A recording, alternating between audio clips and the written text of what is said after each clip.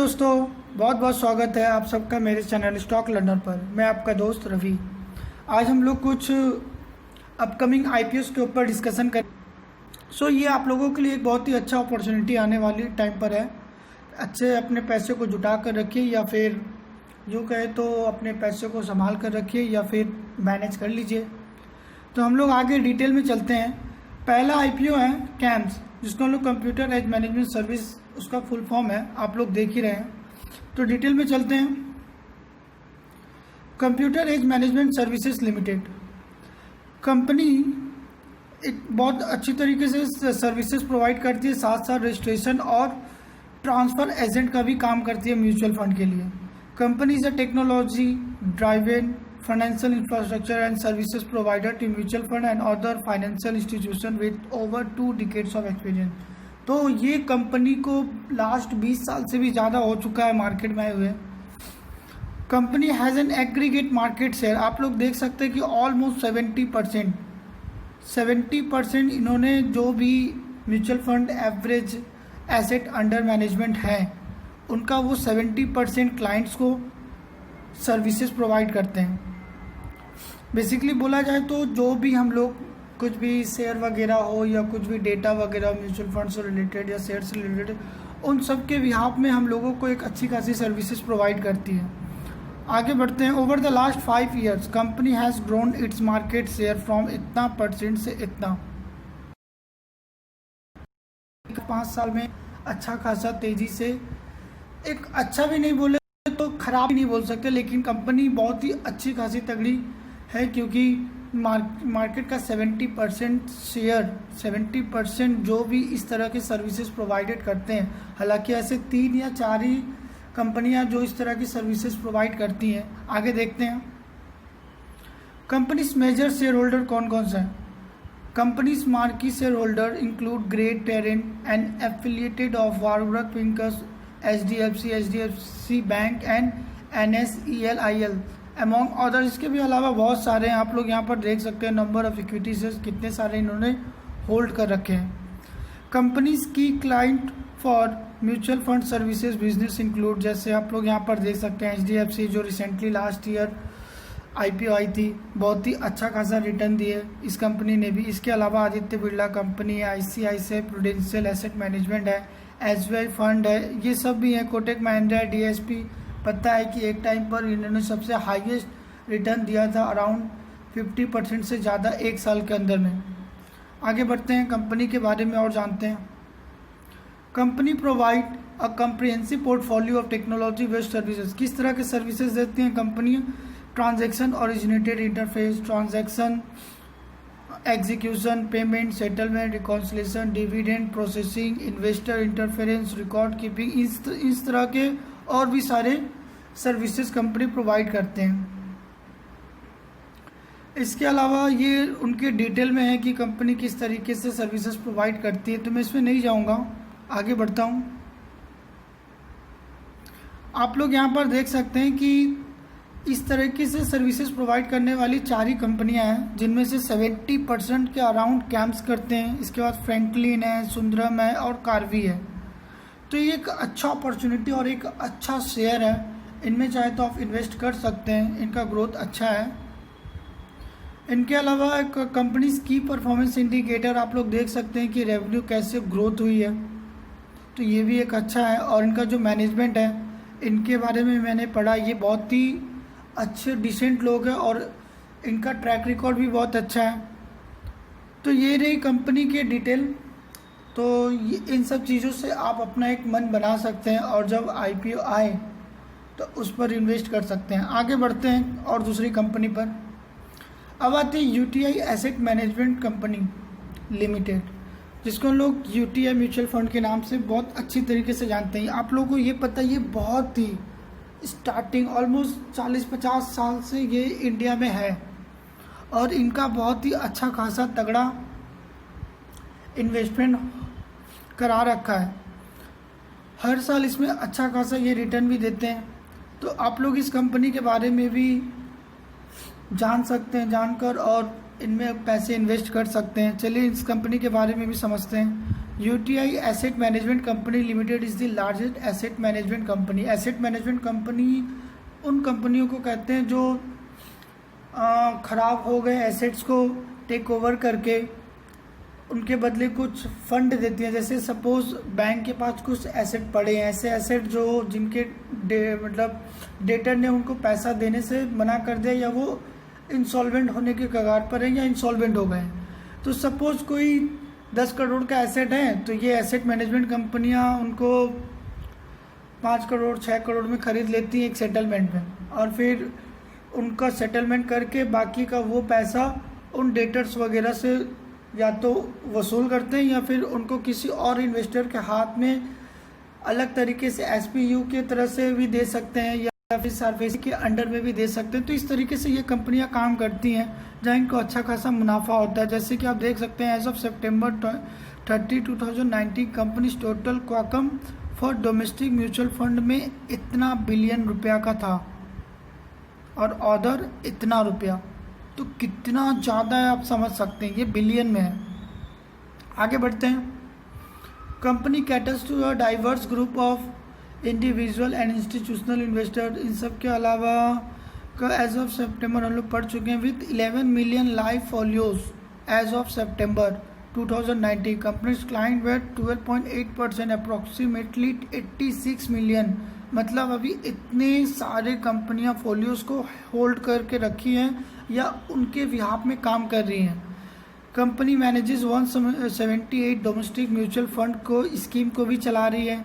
इसके अलावा बहुत सारी equity, hybrid equity, income, liquid and अलग अलग तरह के मार्केट फंड या म्यूचुअल फंड को कंपनियां रन कर रही हैं। आगे बढ़ते हैं। कंपनी हैज़ ऑफिसेज लंदन में है, दुबई में है, मतलब वर्ल्ड वाइड कंपनियां अभी काम कर रही हैं। तो ये एक अच्छा शेयर हम लोग इसका जब आईपीओ आएगा तो बोल सकते हैं कि एक अच्छी कंपनी है, क्योंकि वर्ल्ड वाइड फैली हुई, तो इनकम इसका बहुत ही अच्छा अपॉर्चुनिटी है। आगे चल के कंपनियाँ और भी कंट्रीज़ में अपना पैर फंसाएगी। आगे बढ़ते हैं। कंपनी डिस्ट्रीब्यूशन चैनल है बहुत सारे, आप लोग देख सकते हैं कितने कितने जगह पर कंपनीज का नेटवर्क फैला हुआ है। इनके अलावा हम लोग पढ़ते हैं की players in the asset management industry में कौन कौन है। HDFC AMC है, ICICI प्रूडेंशियल है, SBI, आदित्य, निपॉन जो रिलायंस की है, कोटेक है। तो बहुत कम लोग हैं जिसमें सब UTI म्यूचुअल फंड का मार्केट शेयर देख सकते हैं कि वो मिलियन रुपीस में देखते हैं सबसे टॉप पर है। मतलब ये कितनी सारी इन्वेस्टेड अमाउंट को होल्ड करी है और ये कंपनी अभी भी ग्रो कर रही है। आगे बढ़ते हैं। मैनेजमेंट टीम के भी बारे में मैंने पढ़ा, ये टीम भी बहुत ही अच्छी टीम है। पॉजिटिव फॉर कंपनी, कंपनी के लिए पॉजिटिव क्या है। Well position to capitalise on favourable industry dynamics including the under penetration of mutual fund product, pure play independent asset manager with strong brand recognition. आप लोग UTI नाम बहुत अच्छे से जानते हैं, इनका ऐड भी आता है। मल्टीपल डिस्ट्रीब्यूशन चैनल, इनका एक अच्छा मल्टीपल डिस्ट्रीब्यूशन चैनल है। लॉन्ग टर्म ट्रैक रिकॉर्ड है of product innovation, consistent, stable. इस तरीके से और भी बहुत सारी पॉजिटिव चीज़ें हैं जो कंपनी के लिए एक अच्छा पॉइंट है। आगे आने वाली चीज़ों में कंपनी को ग्रोथ देगा। तो इसका आने वाला जो IPO है इस पर भी एक अच्छा अपॉर्चुनिटी बन रहा है। आगे बढ़ते हैं। फाइनेंशियल आप लोग देख सकते हैं ऑलमोस्ट ठीक ठाक है, रेवेन्यू भी बढ़ा है। ठीक है, तो ये रहा UTI म्यूचुअल फंड के बारे में। अब चलते हैं तीसरी कंपनी, एंजल ब्रोकिंग।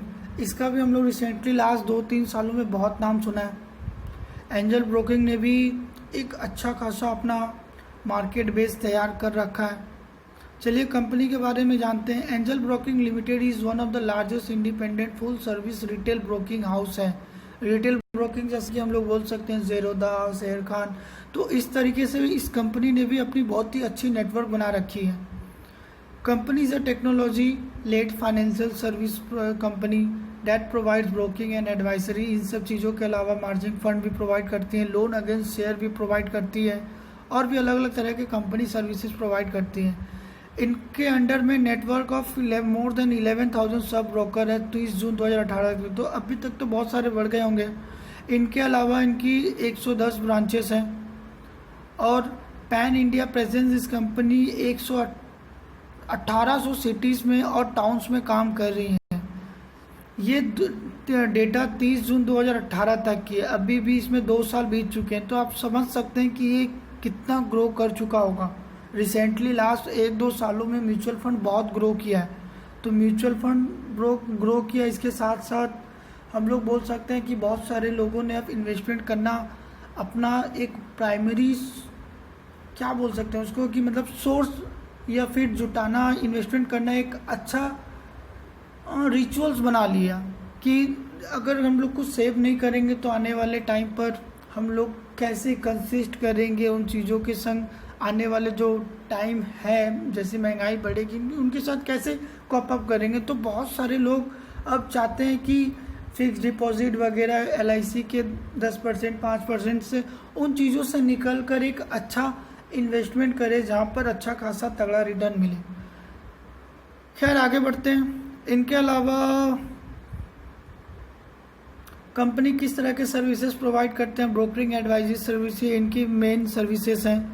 इतने सारे जो इंडेक्स हैं इन सब के लिए यहाँ में कंपनियाँ काम करती हैं, इनका मेंबर है। इनके अलावा रिसर्च सर्विसेज भी प्रोवाइड करते हैं, इन्वेस्टमेंट सर्विसेज प्रोवाइड करती है, मार्जिन ट्रेडिंग फैसिलिटी प्रोवाइड करती है, डिस्ट्रीब्यूशन चैनल भी इनका बहुत तगड़ा है और शेयर के अगेंस्ट में लोन भी कंपनियाँ प्रोवाइड करती हैं। मैनेजमेंट टीम भी अच्छी टीम है। इनके अलावा इनका ऑब्जेक्टिव क्या है, ये शेयर को इशू करने का, मतलब IPO लाने का, working capital requirement and general corporate purposes. तो ये भी एक अच्छा अपॉर्चुनिटी है, अच्छी कंपनी है। तो ये 3 जब भी IPO आए, इनमें से आप कभी भी आप पैसे लगा सकते हैं, आपको एक आने वाले शॉर्ट टर्म या लॉन्ग टर्म में बहुत ही अच्छा प्रॉफिट देगा। ये कंपनी का रेवेन्यू ग्रोथ भी आप देख ही सकते हैं कैसे कंपनी ग्रो कर रही है। अब आ जाते हैं, एक और शेयर है जो बर्गर किंग इंडिया लिमिटेड है। जैसे कि आप लोग जानते हैं कि मैकडोनल्ड्स है और डोमिनोज़ है, बहुत सारी कंपनियां पिज़्ज़ा बर्गर इंडिया में अपना पैर फंसा रही है। और इसके अलावा आपका KFC है, ऐसी ही एक नई कंपनी है, ये भी एक अमेरिकन बेस्ड कंपनी है जो बहुत ही तेज़ी से इंडिया में ग्रो कर रही है। तो ये कंपनी को ग्रो के हिसाब से आप लोग पकड़ सकते हैं। अभी देख सकते हैं कि 30 जून 2019 तक इसने 202 रेस्टोरेंट खोल चुके हैं, जिसमें से सब फ्रेंचाइजी भी हैं। 16 सिटीज़ में भी काम कर रही हैं। सोच सकते हैं कि अब इंडिया में कितने सारी सिटीज़ बची हैं, तो आने वाले टाइम पर ये और ग्रो करेगा। आगे बढ़ते हैं।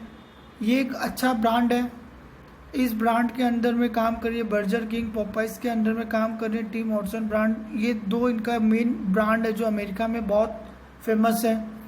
Growth in restaurant since start of operation, जब से स्टार्ट हुआ, देखिए ब्रांचेस कैसे इनके बढ़े जा रहे हैं हर साल। सोचिए आने वाले टाइम में ये कितने सारे ब्रांचेस में बदल जाएंगे। अभी 200 है, कल कुछ टाइम पर ये 400 600 ऐसे करके बढ़ते जाएंगे, तो इनका प्रॉफिट भी बढ़ेगा, रेवेन्यू भी बढ़ेगा, तो ग्रोथ होगा ही भाई, सीधी सी बात है। आगे बढ़ते हैं। मैनेजमेंट टीम भी अच्छी खासी न्यू मैनेजमेंट टीम है जो बहुत ही अच्छी टीम है। The net proceeds from the fresh issue are propose to be utilize for the, किस पर्पस में लाएंगे, जनरल कॉर्पोरेट पर्पस में लाएंगे, and funding roll out of new company own Burger King restaurant. तो बेसिकली इनका expansion का plan है, इसलिए ये पैसे कलेक्ट करना चाहती है IPO के थ्रू। तो ये बहुत अच्छी बात है कि कंपनी ग्रो करना चाहती है। तो मैंने इतनी सारे लिस्ट में से ये 4 कंपनियों को चूज़ किया जो बहुत ही अच्छी खासी इनका या तो इंडिया में पकड़ है या वर्ल्ड में पकड़ है। कुछ लिस्ट है जो मैं आप लोगों को दिखा दूँ। ये और भी बाकी सारी कंपनीज है, जैसे NSE भी ला रही हैं, रिलायंस की जनरल इंश्योरेंस भी आ रही है, इनके अलावा इंडियन IRFC भी आ रहा है, इंडियन रिन्यूएबल एनर्जी भी आ रही है। आप लोगों को पता है कि ग्रीन एनर्जी कितनी तेज़ी से भागी है। सो ये वीडियोस रहा। Thank you for watching my videos. अगर वीडियो अच्छी लगी तो प्लीज़ लाइक एंड सब्सक्राइब कर दें।